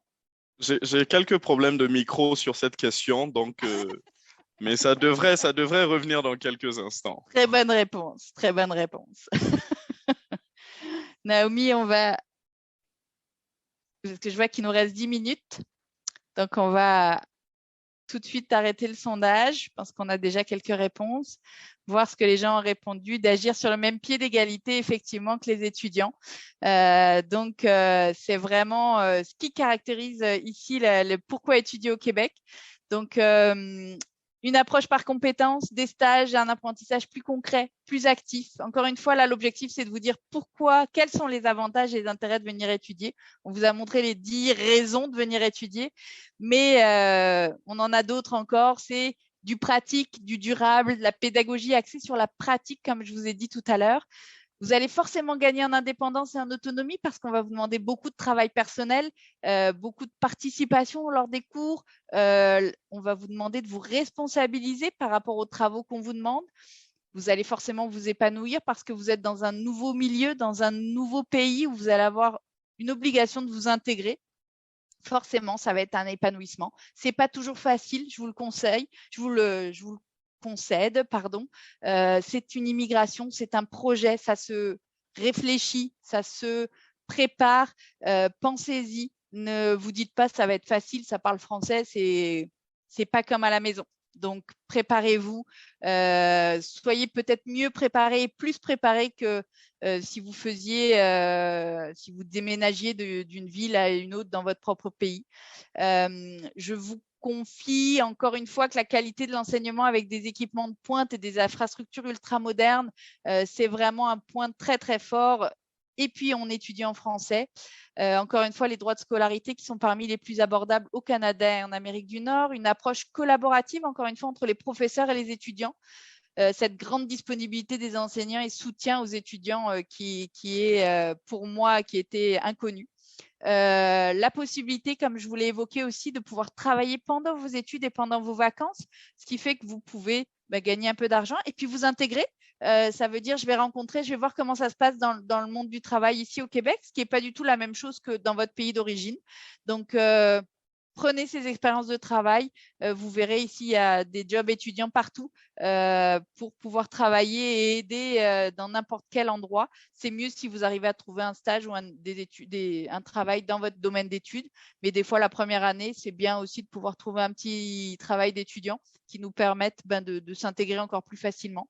Et puis, d'excellentes perspectives d'emploi. Donc, encore une fois, on est la 4e meilleure ville étudiante au monde. Donc, je pense que tout pour vous aujourd'hui, tout est fait pour accueillir au mieux les étudiants internationaux et faire en sorte qu'ils soient heureux et qu'ils s'intègrent facilement ici. On va vous envoyer un dernier petit sondage, je pense que c'est le dernier. Naomi, tu me diras si je me trompe. C'est un sondage juste pour vous remettre en mémoire et voir si vous savez quels sont les documents que vous devez préparer pour votre immigration et qu'est-ce que ça va engendrer pour vous. Donc, pour étudier au Québec, de quoi vous allez avoir besoin? Est-ce qu'il vous faut un passeport? Est-ce qu'il faut un CSQ, un certificat de sélection du Québec? Est-ce qu'il vous faut un CAQ, un certificat d'acceptation du Québec? Est-ce qu'il vous faut une green card, une blue card, une assurance maladie et hospitalisation? Est-ce que vous aurez besoin de prouver votre capacité financière?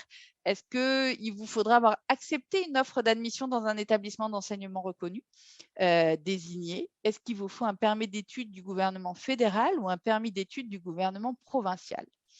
Voilà, vous avez la possibilité de répondre à plusieurs réponses. Donc, n'hésitez pas à faire plusieurs choix. Est-ce que sur ce qu'on a dit auparavant, avant qu'on rentre sur quels sont les besoins pour venir étudier au Québec, Salim, est-ce que tu as dernière chose à rajouter? Non, je pense qu'on a vraiment touché sur tout. Donc, c'est juste la clé du succès dans tout, c'est vraiment la préparation. Donc, avoir les bonnes informations, savoir où trouver ces bonnes informations et quel chemin prendre. Mais je pense qu'on a tout abordé. Et je pense qu'ils sont fin prêts. Est-ce que tu dis que si jamais tu avais un choix à faire, tu viendrais peut-être plus tôt au Québec, toi, ou ton expérience Oh, définitivement, définitivement. Moi, si je savais d'ailleurs, je serais venu au Québec plus tôt. J'aurais pas attendu aussi longtemps avant de venir. Je serais venu beaucoup plus tôt. C'est bien ce qui me semblait. Naomi, on va pouvoir arrêter le sondage, s'il te plaît, pour pouvoir regarder les réponses des participants. Donc oui, effectivement, il va vous falloir un passeport. Effectivement, il va vous falloir un certificat d'acceptation du Québec, un CAQ. Mais avant tout ce que vous avez précisé, Green Card, Blue Card, pas forcément. L'assurance maladie, l'hospitalisation, oui, ça va aller avec votre établissement d'enseignement. Il va falloir prouver votre capacité financière aussi au niveau du MIFI. Il va falloir avoir accepté l'offre d'admission d'un établissement d'enseignement. Ça, c'est sûr et certain. Et il va falloir que vous demandiez un permis d'études du gouvernement fédéral. C'est le Canada qui va vous délivrer votre permis d'études. Donc, si vous souhaitez venir étudier au Québec, première chose, choix d'un programme et d'un établissement d'enseignement. Et vous allez le voir à partir du mois de septembre, vous allez avoir accès sur une plateforme qu'on met à votre disposition de énormément de programmes d'études sur lesquels vous allez pouvoir postuler, créer votre profil pour pouvoir postuler et choisir donc un programme d'études et un établissement d'enseignement ou plusieurs établissements d'enseignement. Une fois que vous aurez choisi votre programme d'études et que l'établissement vous aura dit « OK, vous pouvez déposer une demande d'admission » et qui vous aura envoyé votre lettre d'admission, là, avec cette lettre d'admission, vous allez pouvoir faire votre demande de certificat d'acceptation du Québec, CAQ, auprès du gouvernement du Québec, le MIFI, le ministère de l'Immigration, de la Francisation et de l'Intégration. Une fois que vous aurez reçu votre CAQ, vous pourrez faire votre demande de permis d'études et de données biométriques en fonction des pays au gouvernement du Canada, à l'IRCC. Et ensuite, seulement ensuite, une fois que vous aurez l'accusé réception de votre permis d'études, comme quoi votre permis d'études a été accepté, vous pourrez arriver au Canada. Donc, c'est quand même un processus qui est très long. Ne lésinez pas sur le temps que ça peut prendre. Et comme vous l'avez bien compris, la demande d'immigration au Québec, ça se fait à deux niveaux. D'abord au Québec, au niveau du MIFI, et ensuite au niveau du Canada pour votre permis d'études. Donc, pensez que ça peut être long et qu'il faut vraiment prendre le temps de le faire et de le préparer et bien tout envoyer et bien expliquer pourquoi vous venez étudier au Québec. S'il y a une petite chose sur laquelle je voudrais juste vous tenir que vous soyez attentifs, c'est vous êtes là pour étudier. Vous n'êtes pas là pour travailler, même si vous pouvez travailler, mais vous êtes là pour étudier. Donc, il faut que vous expliquiez pourquoi vous voulez venir étudier au Québec et qu'est-ce que ça va vous apporter de venir étudier au Québec avant de dire que vous voulez rester sur place. Ça, le gouvernement ne veut pas forcément l'entendre. On est là pour étudier. Expliquez-leur qu'est-ce que ça va vous apporter de venir étudier ici. OK ?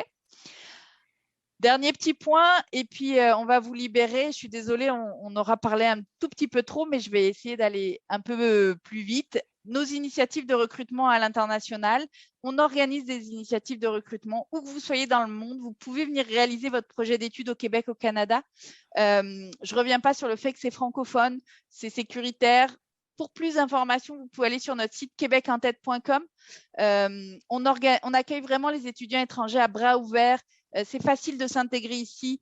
Et pour plus d'informations, encore une fois, vous allez pouvoir trouver sur québecentête.com l'onglet « Étudier les établissements et les programmes d'études à Québec », nos prochaines initiatives et le cycle d'abonnement qui va se dérouler à partir du 6 septembre où vous allez pouvoir créer un profil. Vous pourriez déjà aller créer votre profil sur moncompte.québecentête.com. Catherine va vous mettre les liens dans le chat. Créez votre profil complètement. Si vous ne l'avez pas créé à 100%, vous ne pourrez pas postuler et démontrer votre profil et votre intérêt sur des programmes d'études à des établissements d'enseignement qui vont le mettre à partir du 6 septembre. Mais le fait de l'avoir déjà créé, c'est un premier pas. Vous n'aurez plus qu'à postuler après ou à dire « moi, je suis intéressé par votre programme d'études ». Et les établissements vont regarder votre profil. Expliquez pourquoi vous voulez postuler sur un tel ou tel programme d'études. Pensez à bien expliquer votre projet d'études et votre projet d'immigration. Mais vous êtes là pour un projet d'études, donc expliquez-le. C'est vraiment important. Pensez, pour ceux qui ont déjà participé à des missions avec nous, ou à des journées de recrutement plutôt, il n'y aura plus d'entretien avec les établissements. Ce sera au choix de l'établissement qui, après analyse de votre profil, va vous contacter ou non. Mais c'est vraiment le profil que vous aurez créé qui va faire en sorte que l'établissement va dire ça match avec mon programme d'études ou là, j'ai un enjeu et ils vous contacteront peut-être pour avoir un peu plus d'informations. Donc, pensez vraiment à remplir précisément votre programme d'études et votre profil. Petite précision additionnelle, ce n'est pas obligatoire avant de préparer ou de postuler ou de créer votre profil d'être déjà en démarche d'immigration. Vous l'avez compris, il vous faut une lettre d'admission d'un établissement d'enseignement pour pouvoir faire une demande de CAQ. Donc, même pour participer à nos initiatives de recrutement et à nos cycles de recrutement, pas besoin d'être en démarche d'immigration. Vous aurez le temps par la suite de le faire. Vous n'avez pas nécessaire non plus d'être représenté par un agent en immigration ou par un autre intermédiaire pour votre démarche en immigration. Sincèrement, c'est faisable. C'est sûr qu'il faut suivre la procédure, faire attention à ce qu'on met et bien suivre tout ce qui vous est dit. Mais vous êtes capable de le faire toute seule et vous n'êtes pas obligé de faire demander à un avocat ou un représentant en immigration. Pardon. Ensuite, la participation à nos journées de recrutement, elle est complètement gratuite. Si quelqu'un avec un logo Québec en tête, et puis on en voit de plus en plus, avec un logo Québec International vous dit « je vous ai trouvé un emploi », il vous demande de payer quelque chose, c'est non, c'est gratuit. À partir du moment où vous êtes avec Québec International ou Québec en tête, tous nos services sont gratuits pour les candidats. Donc, faites passer le message, faites attention. Il y en a certains qui veulent vous faire payer. Non, tout est gratuit à partir du moment où vous êtes candidat. Puis, j'insiste vraiment parce qu'on en voit de plus en plus des personnes qui payent en pensant pouvoir venir. Puis, en fait, non, vous ne pourrez pas venir. Donc, la seule chose que vous avez à payer, c'est quand vous allez faire vos démarches d'immigration auprès du MIFI ou d'IRCC. Mais nous, Québec International, Québec en tête, vous n'avez rien à nous payer. C'est gratuit. On vous met en relation avec les établissements et on le fait gratuitement parce qu'on est subventionné par des fonds publics, par le MIFI, par exemple, ou IRCC. OK ? Enfin, dernière petite chose, une fois que vous êtes arrivé, on a des services gratuits pour les nouveaux arrivants. Donc, n'hésitez pas à faire appel à nous une fois que vous serez sur place. On vous le souhaite de tout cœur. On vous souhaite de réussir dans vos démarches, de trouver le bon programme d'études, de trouver le bon établissement qui va vous correspondre. Donc, pensez que une fois que vous êtes arrivé, Québec International, on est toujours présent. On peut organiser des séances d'information. On peut vous mettre en relation avec des avocats gratuitement, encore une fois. On peut vous mettre en relation avec des entreprises. Donc, n'hésitez pas à faire appel à nous. On va vous partager sur la dernière diapositive avant que j'enlève cette magnifique photo de la ville de Québec et de la ville de Lévis derrière, là, et de l'île d'Orléans que vous voyez ici.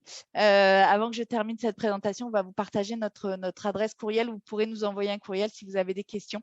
N'hésitez pas à nous envoyer des questions, à nous demander si vous n'êtes pas sûr. Mais on vous souhaite en tout cas, on espère vous avoir donné envie de venir vous installer ou étudier dans la ville de Québec ou ses environs. On sera là pour vous si vous avez besoin. Et puis, soyez patients.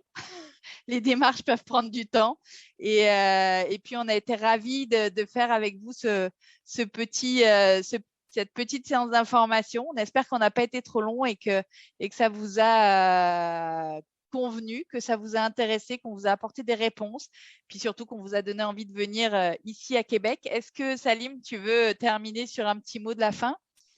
C'est juste pour les remercier. Donc, merci d'avoir participé aujourd'hui, de nous avoir donné votre temps. Encore une fois, ici à Québec, il fait bon vivre, il fait bon étudier et nous sommes vraiment ravis et très excités à l'idée de vous avoir